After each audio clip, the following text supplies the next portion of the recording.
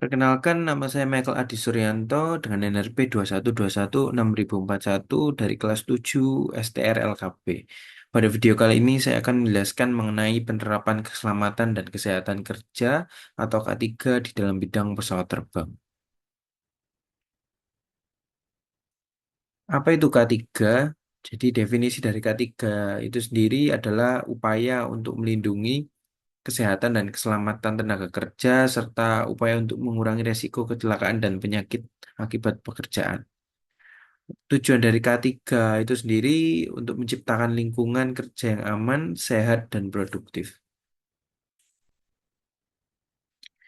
K3 dalam bidang penerbangan, peranan K3 dalam dunia penerbangan yaitu eh, bertujuan untuk menjaga keselamatan penumpang, awak pesawat, dan seluruh pihak yang terlibat dalam operasi penerbangan.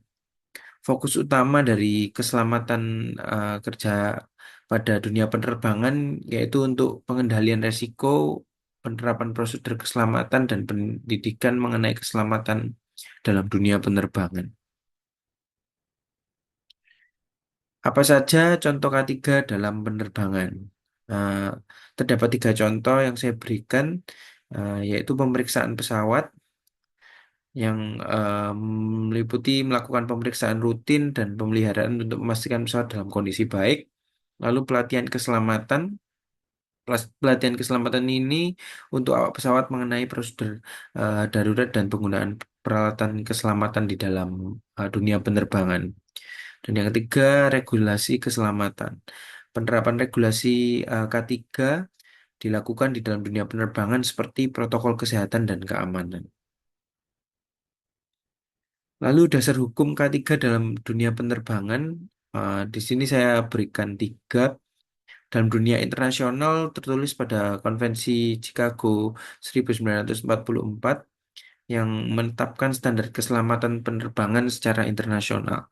Kemudian di dalam Peraturan Perundang-undangan Indonesia ditulis di dalam UU Nomor 1 Tahun 2009 yang mengatur aspek keselamatan, keamanan, dan pemanfaatan wilayah udara di Indonesia. Kemudian dalam Peraturan Menteri Perhubungan tertulis juga di dalam PM nomor 21 tahun 2015 tentang standar keselamatan penerbangan.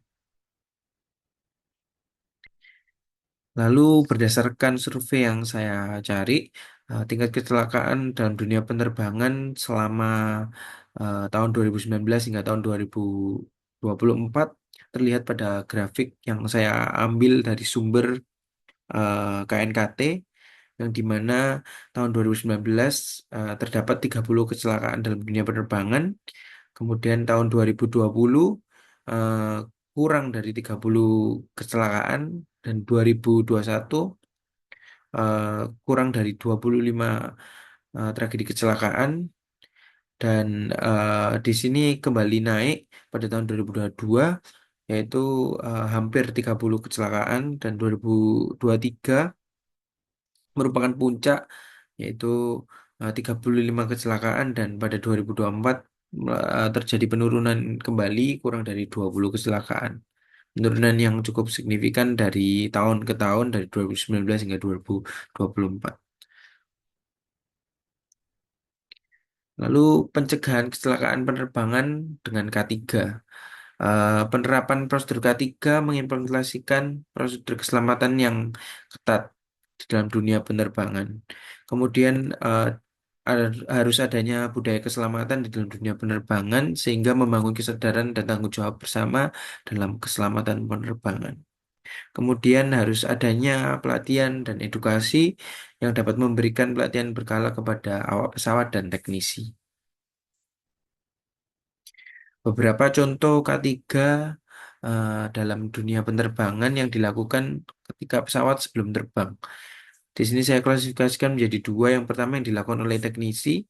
Teknisi dapat melakukan memeriksa kondisi pesawat dan peralatan pesawat sehingga pesawat dapat dipastikan dalam kondisi yang aman. Kemudian menyiapkan dokumen dan persetujuan sebelum penerbangan. Dalam klasifikasi yang dilakukan oleh penumpang, Penumpang dapat melaksanakan K3 seperti mematuhi prosedur keamanan, seperti pemeriksaan barang bawaan, dan mengikuti petunjuk keselamatan yang diberikan oleh awak pesawat. Lalu contoh K3 yang dilakukan saat terbang ketika pesawat di atas udara, yang dilakukan oleh teknisi dapat memantau sistem pesawat selama penerbangan, dapat dilakukan juga oleh ATC untuk memantau sistem pesawat seperti apa, kemudian menyiapkan tindakan darurat jika diperlukan. Kemudian untuk penumpang yang bisa dilakukan adalah mengikuti instruksi keselamatan dari awak pesawat, menggunakan sabuk pengaman saat uh, ada tanda harus menggunakan sabuk pengaman. Selanjutnya, contoh ketiga, setelah terbang atau setelah pesawat melakukan pendaratan, yang dilakukan oleh teknisi dapat melakukan pemeriksaan pasca penerbangan untuk mendeteksi masalah teknis pada pesawat dan dapat mencatat semua kejadian selama penerbangan untuk dianalisa kembali. Kemudian untuk penumpang dapat mengikuti prosedur keluar pesawat sesuai dengan prosedur yang ada di dalam maskapai. Kemudian mengikuti prosedur evakuasi jika diperlukan evakuasi, eh, dan memberikan umpan balik terkait pengalaman penerbangan seperti mengisi review pada maskapai. Lalu kesimpulan dari presentasi ini yaitu signifikansi K3. K3 merupakan komponen kunci dalam memastikan keselamatan di dalam dunia penerbangan. Kemudian tanggung jawab bersama, semua pihak terkait dari teknisi hingga penumpang memiliki peran dalam menjaga keselamatan penerbangan. Dan peningkatan keselamatan diperlukan upaya untuk kontinu untuk menerapkan K3 dan membangun budaya keselamatan pada dunia penerbangan. Sekian presentasi dari saya ucapkan terima kasih.